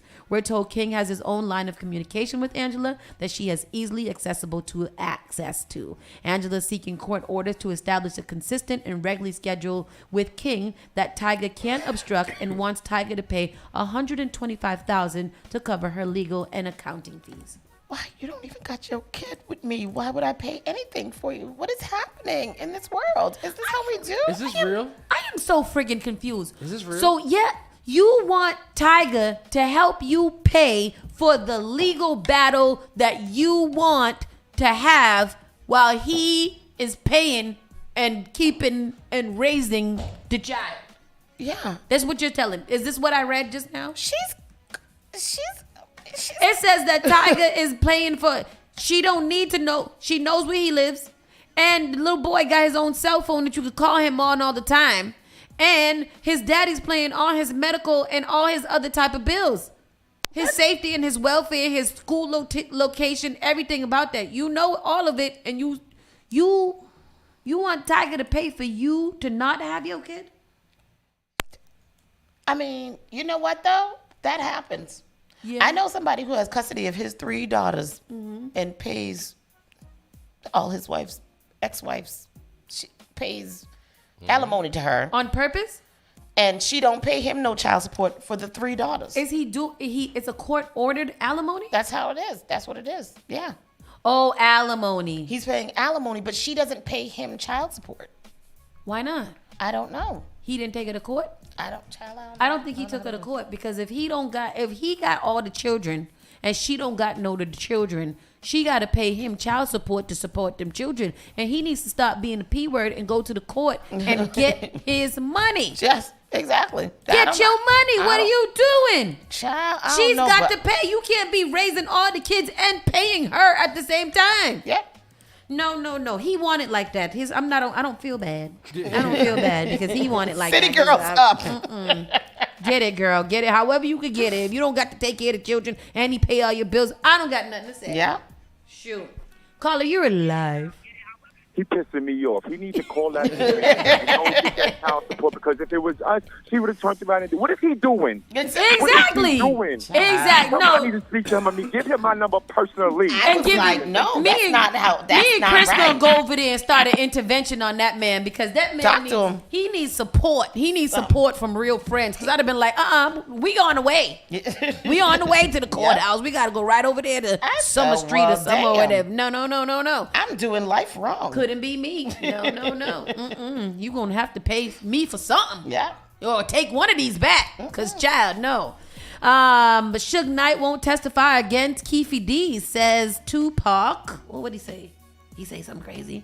Suge Knight. Who said that he won't? Keefe D said that Suge won't testify? Suge Knight, hell no. I won't testify against Keefe D. Insists cops still don't know who shot Tupac. Suge Knight is surprised there's finally an arrest in the murder of Tupac Shakur, and even though he has an eyewitness in the case, he says he'll refuse if called to testify against the suspect, Dwayne Keefe D. Davis. TMZ spoke exclusively with the Death Row Records founder on Monday, and he insists cops and prosecutors are barking up the wrong tree with their arrest of Davis. Even further, he refused the long-held beef Davis' late nephew, Orlando Anderson, was the shooter. In jail, right? Random segue. In jail, why they be making these big pictures over here that they have to pose in front of? Like, why you put all of that step and repeat up for these people to take jail prisons? Get them a wall so they can take a picture of their loved ones. They can Photoshop it properly into their thing. And then why is it called a step and repeat? That's what I want to know. Because every time you step into it, you repeat the same thing. You step and you repeat it. And you keep repeat. Everybody repeats the same step inside of it. Of course, Suge was in the BMW that 1996 night in Las Vegas when both he and Tupac were shot. During the phone call from a CA state prison, he told us, regardless of what Davis has confessed to in the interviews or to police, Suge himself won't ever say a bad word about man. He also said forget about getting him on the stand during Davis' murder trial. In a nutshell, Suge says he's not ratting out anyone. Keep in mind, of 6 people involved in the shooting, 4 were in the shooter's car. Suge and Davis are the only 2 still alive. As you know, Davis was arrested last week in Las Vegas after a grand jury indicted him, but the whole bust was a huge surprise to Suge. Cops say Keefe D was in on Tupac's murder and supplied the gun used in the fatal shooting, which went down shortly after Tupac's crew beat the crap out of Orlando inside the MGM Grand following a Mike Tyson fight. While Suge made it clear he'll never say who did open fire on Pac in him, he says he knows it wasn't Anderson, and he insinuated Keefe D doesn't belong behind bars either. Well, then if Suge knows all of these things and doesn't want to speak about it, I feel like Suge should be held accountable for the murder. Suge was in the car with Tupac, though. Yes, I know, but he said he knows who did it. He knows who did it, but it's the street code, Miss Tony. It's street code. I can't be no rat out here, even after 27 years and everybody's dead. Keefe's, it's gotta be. It's a lot. It's gotta be. Some people say that Diddy paid for Keefe D said Diddy paid for it. Yeah. Some people say that it was a setup that Suge Knight paid for it. But Suge Knight got shot too. But maybe it was a casualty of war. Yeah, maybe he was like, "That's all right. Just don't shoot me too hard. Just shoot me in my leg. Right. Shoot me in my leg. Make sure it's not that." Keefe D's been outspoken for years about his alleged involvement in Tupac's murder, given interviews and even written a book about it. And cops say that played a big part in the reinvigorating the investigation. Oh, did it? Suge, who is currently serving out a 28-year sentence for voluntary manslaughter, won't say whether Keefe D was involved at all in the shooting, but he was sure of one thing, telling us he'd never wish prison time on anyone. Well, I mean... thank you for that. I mean, you're going to be in there all the time. You might as well just figure out how to like it. Yeah, thank you for that tidbit. Life hack. Okay. Funk Flex rekindles feud with Charlamagne the God and DJ Envy. What was Funk Flex? Is he coming out with a new mixtape trying to be relevant? I know, because this isn't here twice. So Funk Flex rekindles feud with Charlamagne the God and DJ Envy after cease and desist. Funk Master Flex has reunited the old feud between himself and the Breakfast Club co-host Charlamagne the God and DJ Envy after it was revealed that he'd been issued a cease and desist letter. Taken to his Instagram page on Sunday, October 1st, the legendary DJ revealed that he'd been issued a letter from attorneys representing victims of a real estate scam that Envy allegedly got involved in, and promised to share details about the lawsuit with his audience. Which is crazy to me. Taken to Big Dog at DJ Envy. I think they named you in this $1,400,000 real estate lawsuit. Your lawyer is okay with me mentioning, since this is public record, he wrote in the caption. The same day, he shared a screenshot of a story about Charlamagne the God's most recent sexual assault lawsuit, which is still pending in courts of this writing. Charlamagne has a sexual assault? He had one from way back in the day when he was like 15. But that was defeated, I guess. He writes in his Instagram post, you caught another new lawsuit April 21st, 2023. I don't think you settled that, See the God, and you calling people pathetic. Let your lawyers know I can talk about this because Vibe Mag already did. Tomorrow, 7 p.m., Hot 97, he wrote. Check out all the posts reigniting their old feud. Maybe we need to get into a feud with some of our counter radio people. You know, get a little scandal going. This is how it works, right? Oh, some publicity is good. I don't want to do it. We're going to start it right now. To hell with that other morning show. Rah, rah, rah. I hate them. Let's get them off of air. Right. Record that. Send it to them. Then we got to put it on our Instagram. How long do you think it's going to take before we start getting benefits from this? I don't know if they're interested in fighting with us. So, you know, but we'll start some shit. We'll start it up right after this. Hi, Mr. Binga. Hi. Morning. We're talking about entertainment, so this is right. We fit right in. Good morning. Welcome back. Thank you. I'm happy to be here. I'm happy for you to be here too.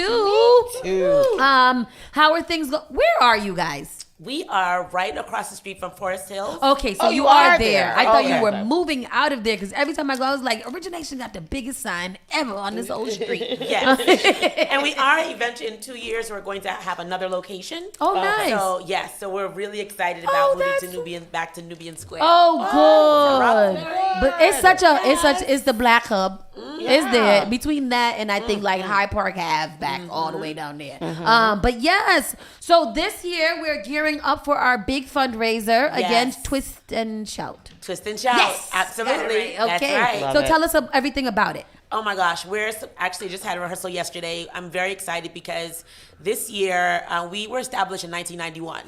And we became a nonprofit in 1994. So next year, we're 30 years as a nonprofit. Oh, wow. So this is our 29th season. Yeah. Yes, as a nonprofit. Next year is 30, and we were established 32 years ago. So I'm really excited because we're still here. Yes. You know, and through the pandemic, through COVID, through all of those challenges, you know, unfortunately, some programs had to close, but we were fortunate enough to be able to stay open, moving to virtual and then, back into our the skin of the game, and working on bringing up our numbers and things, and it's going really, really well. I think that's so great because when, like, we've been out a lot this summer. We've seen Origination out a lot this summer. Yes. And every time I see Origination on anything, I'm like, yes, we're going there for Origination. I think we are a little bit too super fans of Origination. I know, because we saw the tall girl. And that's one of the dancers? Yeah, one of the dancers. Yes. And we saw her and we were like, oh my gosh, you're she was like, yeah, I am. They love it. They love that. And it's great that you mentioned that because once we started getting the calls to do performances in person, it was our dancers were elated because we were doing so many virtual performances. But to be back in the space with people makes such a big difference. I mean, because the energy is different. You know, like when you go out there, the way that they are trained, you can tell that they're trained really well. Yeah. They have so many different genres of music that they can do. And I think at this point this summer we've seen them do almost every genre. And everything is always a surprise and always something that's like, damn, them kids is good. Thank you. Yeah, them kids is good. Thank you. What age do you start at? Well, our Dance Institute starts at age 2. Aww. And our company starts at age 7, between 8. Sometimes I'll skate a little and take a younger one, but we're age 2 and above. So, but our companies are the 7 and through 17, 18 years old. I saw somebody asking the other day about dance crews for little ones. I think it's one of my mommy's groups, but I'll let her know because I was like, I'll find out for you. I'll speak to her tomorrow. Absolutely. So this year, Twist and Shout, an evening of dance, music, and spoken word. Tell us a little bit more about the event, Twist and Shout, and what it does. It is the place to be on October 14th. Our young people, people see them do, they just recently started doing majorette. We're not a majorette team or company, but they love it. So we asked Sarai, one of our alum, she just got to Alabama State. Oh, nice. Yeah. She actually choreographed. So we've done majorette, hip hop, and alt tap jazz. For this one specifically, we focus on modern dance, contemporary, and African dance and spoken word. And it's an opportunity for people to see our dancers do lengthy repertoire. So their pieces, we do a lot of storytelling through our art.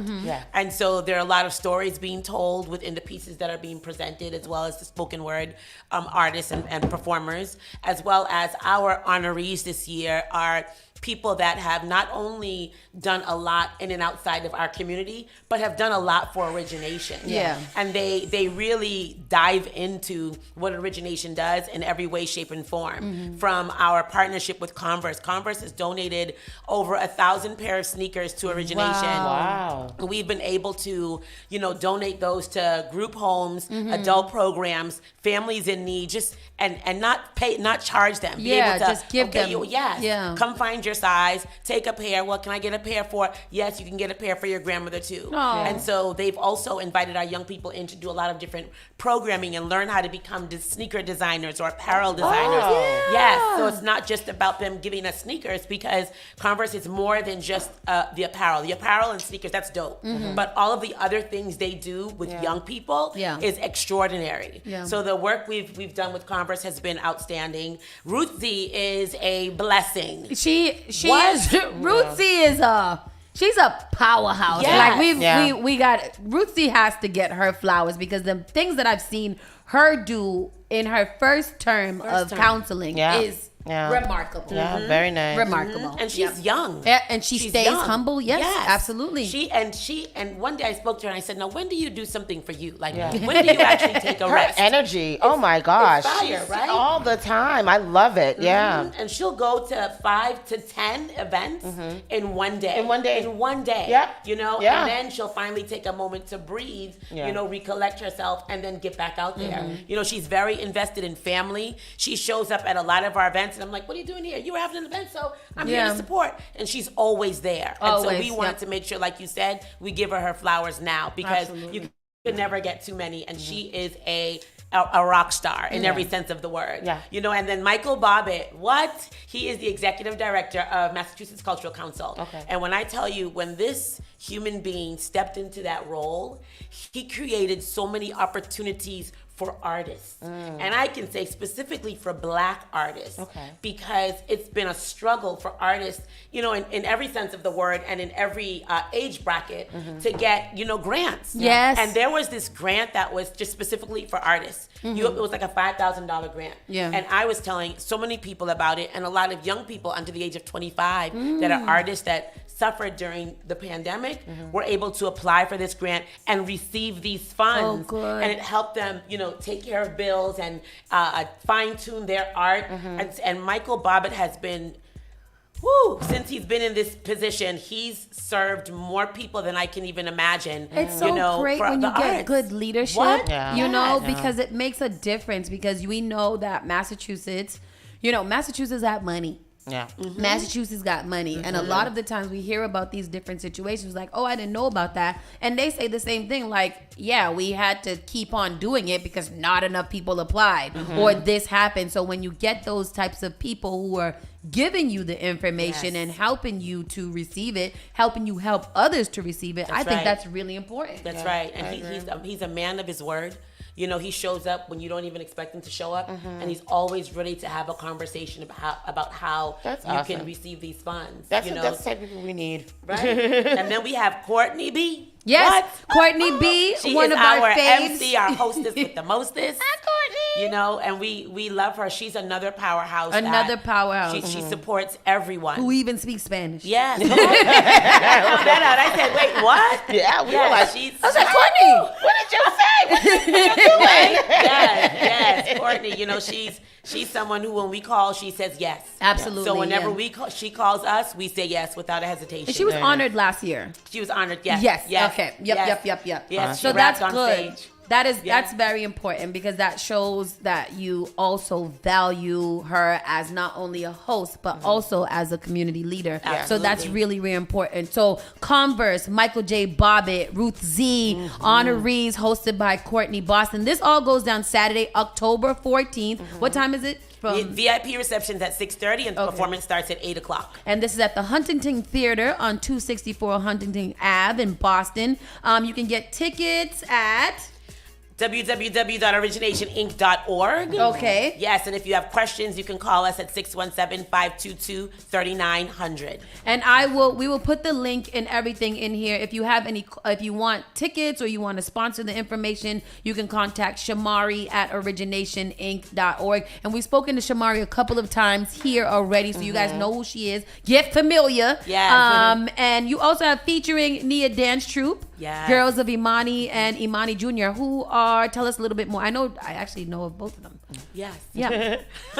They are our youth professional dance troupes. And so they are trained in everything from hip hop and jazz to contemporary and tap, spoken word, public speaking. Oh, nice. And they will be performing. Some of them are brand new to the company. Yeah, and I love the spoken word. They're putting out some serious work. Fire. On October 14th. Oh, yes. So, okay, one more time. Where can we get tickets? You can call us at 617-522-3900 or visit Origination Inc. That's INC.org. originationinc.org. Yes. And this is the 14th, starting at 6:30 for the VIP reception. That's right. And then 8 o'clock for the full program and the performances. And they can also follow us on Instagram. Yes, follow them on Instagram at Origination Arts. Origination Arts. Yes. And then it is at the Huntington Theater in Boston. So those are the most important facts that you guys need to know. Even if you can't make it, it's a fundraiser. Yeah. Send a little coin purse. right. Write a little check. Yes. Drop a few dollars at the beginning, and then you go to where you need to go. But it is a fundraiser, so although sometimes the originators are a little bit, get it, origination? I love it. They sometimes are a little bit humbled when they're asking for money. We, however, are not. No. If you guys have some extra coin, we would like you guys to send it down to Origination. You can email them, go on their website, donate from there. But they are supporting our babies. Yeah. They are making sure that they have somewhere to go. We got a couple of, every time you come on here, we have a couple of your students. We got DJ Live. She said she danced with you way back in the day. And then Vicky Vegas. She's still dancing. She's still DJ Live don't stop dancing ever. Yes. And Vicky Vegas, she says that you're her old dance teacher from back in the day. Wow. So yes, and you got ADSL in here asking for you to come do a little workshop or something like that. So we'll connect you guys all these places. But hey, get your children involved. If you got little ones, they start at 2. Yes. 2 years old, and they can grow up in a program that actually benefits holistically to their needs, emotions, and gives them something to do. Right. And if you've ever seen Origination perform even once, you know that it is so worth it. It is so worth it. Get out there. Don't do yourself any injustice. Go and see Origination perform. It's amazing. Absolutely. Mr. Benga, again, thank you so much for all that you do, for just being a wonderful light in this community. Yeah. Thank you. The people that you have touched. We spoke to, I don't know if you came in after Keenan from Dance 100. Yeah. He was in here and he shouted you out so much. Oh, wow. It's amazing to see your work manifest in the real world. And I hope that you are so proud of all of your students across the board, because they out here representing for you, girl, and they shout out Origination all the time. Thank you. Thank you. I love my students. I love my alum, and that's why I keep doing this. Absolutely. So thank you for having me here. Anytime. People go get your tickets. Twist and Shout, October 14th at 6:30. If you get VIP, 8 o'clock at the Huntington Theater. Make sure you get those tickets, or at least donate. With that said, we're going to go to a quick commercial break, and we'll be right back in a few moments, and we'll finish up our entertainment. Mr. Menga, thank you so much. Thank you, and create a great day. You too. The all-new Spark FM. Spark FM. Log on to sparkfmonline.com. Boston, get ready to celebrate in style. It's a year of celebration, and V-Star Production proudly presents the 10th anniversary of Boston Caribbean Fashion. Tell them I'm gone, I said tell them I'm gone, don't even bother calling me. From October 18th to the 21st, immerse yourself in the world of beauty, culture, fashion, and style. Join us for the fabulous fashion events, including a Avant-Garde Design Show and the BCFW Honors Award Ceremony and the unforgettable Teen Fashion Night.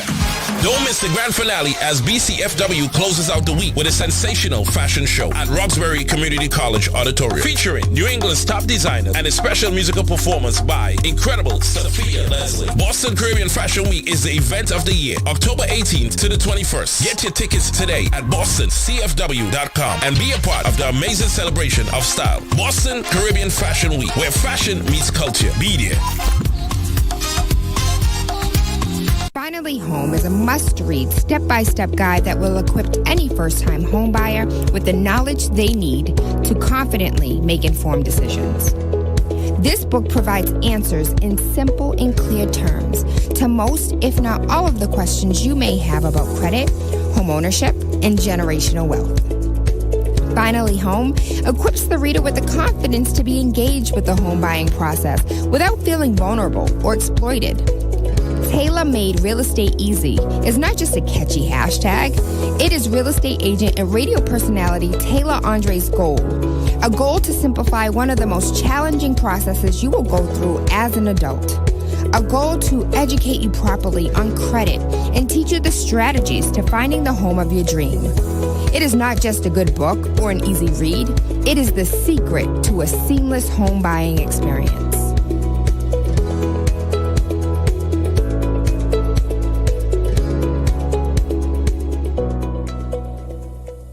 Miami Carnival Panorama 2023, presented by Caribbean, powered by Utopia Carnival Cruise and Festival on Carnival Friday night, October 6th. Gates open at 4 p.m. at the Central Broward Bar, 3700 Northwest, 11th Place, Lauderhill, Florida. Come, enjoy musical selection from defending 2022 champ, Lauderhill Steel Ensemble.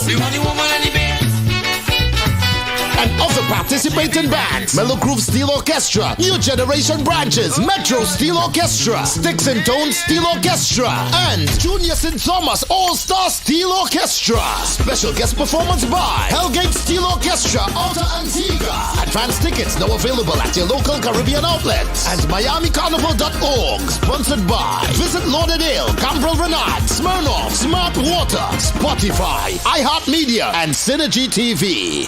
Miami Broward Junior Carnival 2023 Family Fun Day, presented by TD Bank on September 30th. Gates open at 1 p.m. at the Central Broward Park, 3700 Northwest, 11th Place, Lauderhill, Florida. Bring your blankets, chairs, and umbrellas. Come, relax and see 12 participating junior bands, Junior Steel Band Competition, Junior Soca Calypso Mona, and live performances. Advance tickets available now at all Caribbean outlets and MiamiCarnival.org. Sponsored by Visit Lauderdale, Cambrel Renard, Smart Water, Spotify, iHeartMedia, and Synergy TV. The all-new Spark FM. Them not like me, I mean not like them. Spark FM. Come on. Spark FM. Y'all, chick a man be ballin'. These chicks pigeon toed. Some of them be crawling. Spark FM. Oh gosh. It's me again. New England's #1 urban Caribbean music. Radio. Spark FM. You're listening to Saucy and Friends in the morning with Miss Hot Sauce, Miss Tony, and Rockstone Tues. Yes. Checking on the best. Oh, ba-da-da-da-des. You gotta work on your freestyling. You're right. Robin Williams' daughter slams the AI recreation of him as disturbing. At their worst, they are a horrendous Frankenstein monster. That's mean. Not what she said, but you guys can't be making up AI of people that's died. Yeah. Robin Williams' daughter Zelda took to Instagram, to rail against AI recreations of her father, the legendary comedian who died in 2014. Really? Mm-hmm. He died in 2014? Mm-hmm. Yeah. He's been dead that long? Yeah. Really? Zelda called these recreations personally disturbing. SAG-AFTRA has listed AI recreations as a mandatory subject of bargaining in its ongoing strike against the AWPTP, including the use of performers' voice, likeness, or performance to train an artificial intelligence system designed to generate new visual, audio, and audio-visual content. I am not an impartial voice in SAG's fight against AI, Zelda told in Instagram. I've witnessed for years how many people want to train these models to create or recreate actors who cannot consent, like Dad. This isn't theoretical. It is very, very real. I've already heard AI used to get his voice to say whatever people want. And while I find it personally disturbing, the ramifications go beyond my own feelings, she continued. Living actors deserve a chance to create characters with their choices, to voice cartoons, to put their human effort and time into the pursuit of performance. These recreations are, at their very best, a poor facsimile of greater people. Zelda concluded, but at this worst, a horrendous Frankenstein monster, cobbled together from the worst bits of everything this industry is, instead of what it should stand for. Yeah. And I agree. I believe that any of those things that are making likeness of people, copying their voices, copying their voice or anything should absolutely be banned. Yeah. I think that the only thing that AI should be used for is to help you do your own shit, your own stuff. Yeah. Literally, if I want to make an AI of myself, I should be able to if I want to, if I wanted to write a paper, if whatever it is. But I don't think that anybody should have the right to anybody else's likeness or anything like that without permission. That's effed without up. permission. Yeah, that's exactly. messed up. I agree wholeheartedly. That's crazy. Yeah. Many actors, directors, and writers have publicly railed against AI since the strikes began over the summer. Tim Burton blasted AI recreations of his directing style by comparing them to robots taking your humanity, your soul. John Cusack said the Hollywood studios were running a criminal enterprise with AI, adding studios want to have extras work one day, scan them, own their likeness forever, and eliminate them from the business. Damn. That's what AI is, a giant. That's effed up. I can't even be a friggin' extra and get my little $3 worth of $300. You gonna take me, make me sign a paper, scan me, and then you're gonna make me over? As many times as you want to, forever, if you want to. Oh, you can my God. So in that case, they can use them in other movies, too. Yes. That's awful. Oh, no, that's terrible. And we're talking about, the whole AI thing with the people, the guy who's Grammy nominated now for the AI song with, who was it? Drake. Yeah. That's crazy. That's not fair. Yeah. The biggest danger of AI is that we attribute these godlike characteristics to it and therefore let ourselves off the hook. I don't know what my methodological underpinning of this are, but throughout history, there's the tendency of human beings to create false idols, to mold something in our own image, and then say we've got godlike powers because we did that. This has gone way back to the Old Testament. You better get biblical on them one time. This is the Old Testament, and this is what Jesus talked about. And that is one of the 10 commandments. Thou shalt not be a false witness. Hello, y'all cannot do it. Back in the day, they was just talking about jewelry and cars and stuff. Y'all are really recreating your own selves to be gods. And that's nasty work because you're not God. You cannot walk on water. You cannot turn water into wine. You cannot heal the sick and the blind. Hello. Hey, glory. Hallelujah. Hallelujah. Wait, that's see. Shook my headphones Shout off. your headphones as a spirit of love and unification. Speaking of that, there's a picture of Thames that's out there now. I think it's a promotional picture or whatever, and it's a picture of her that looks like she's walking on water. And somebody said to her, they made a comment, and they were like, "You look like Ocean." Who is, Yum Yum. Yeah. And she was like, actually, no, it's about me feeling like Jesus has me all the time and God is a superior and God made me and God and da-da-da, and reamed them out and was like, but that's just me. I was like, oh. I thought that was a bit much. I know. But, oh, well, she just said you look nice. Yeah, she just said you look beautiful, like a goddess of water. She was like, no, it's not about me. It's about God. Hallelujah. Schneider says, remember in the 1990s when Fred Astaire was dancing with the vacuum cleaner for that commercial? Well, didn't Fred Astaire was singing in the rain, right? He's the one that was doing the singing in the rain dance, remember? Singing in the rain. Yeah. Oh, is that it? Yeah. Why do you know that? Because, it's common knowledge. Is it? Yeah. How is common as if it is nobody else knows? Everybody knows it. Nobody knows it. Yeah, so anyhow, we are going to slide on over to the side. Damn, we got a lot done. That was Gene Kelly. No, but it was Fred Astaire, Singing in the Rain. Yes. Singing in the rain. Dancing in the rain.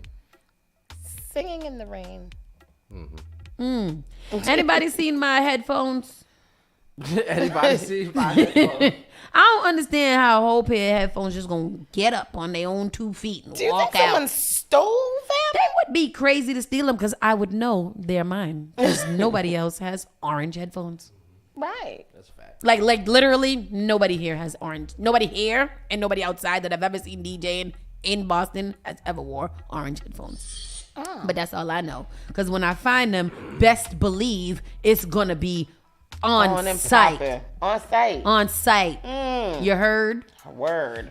Peace out. All right, people, everybody, we'll see you guys bright and early tomorrow. It's going to be Wednesday. Again, remember, today is 83 degrees outside. Go on and put your bathing suits. Go outside and sing in the rain like John Astaire. Fred Astaire. Jeez Louise. Spark FM Online, #1 for urban and Caribbean music. Starting on Thursday, we might or might not be here until next Wednesday. I'm going to be here on Thursday. I'm going to be here on Thursday too. Tristan, however, will not. Yes. Sorry. If anybody wants to come co-host with us on Thursday, holla at you, girl. Come on in and sit down with us because y'all gonna have to read these stories while I do all of this work that Tristan be doing back here because it's hard. We'll see you guys tomorrow. Bye. Bye. You're listening to Saucy and Friends in the morning with Miss Hot Sauce, Miss Tony, and Rockstone Triz. The only thing that does matter is great music, and you will find it here. The all-new Spark FM. Moonbox Productions is thrilled to present the Tony Award-winning musical Sweeney Todd, The Demon Barber of Fleet Street, by Stephen Sondheim and Hugh Wheeler. Directed and co-produced by Ryan Martisich, with musical direction by Dan Ryan and choreography by Joy Clark. Sweeney Todd opens October 13th and runs through November 5th at the new Arrow Street's Arts Performance venue located at 2 Arrow Street in Cambridge. Emotionally intense and darkly comedic, Sweeney Todd is a must-see production. Tickets are $65 with pay what you wish options at www.arrowstarts.org. The Mass Black Expo, hosted by the Black